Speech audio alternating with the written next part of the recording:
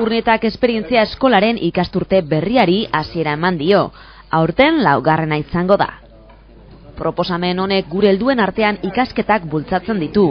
Xedea azken finean, jubilatuen artean formakuntza kulturala eta elkarren arteko erlazioak estutzea da, baita parte hartze soziala ere, beti zahartze osasuntsu bat sustatuz.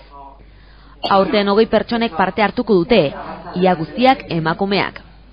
Joan zen azaroaren 9an Lekaio kulturetxean aurkezpena ospatu zen, eta bertaraino Eusko Jaurlaritzako etengabeko ikaskuntzaren zuzendaria, Jose Luis Elorza, ongizateko zinegotzia Juan Mari Tomasena eta Mugabeko Arantza Arrietak gerturatu ziren. Aurkezpenean, iazko ikaslei diplomak ere eskuratu zitzaizkie. Klaseak asteartero izango dira arratsaldez Lekaion. Ikasturtea ekainan bukatuko da eta aurreneko 6 hilabetetan ikasketa teorikoak izango dira.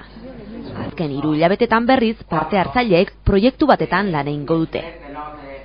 Helduek musikaren historia, literatura edo adimen emozionala ikasiko dute besteak beste.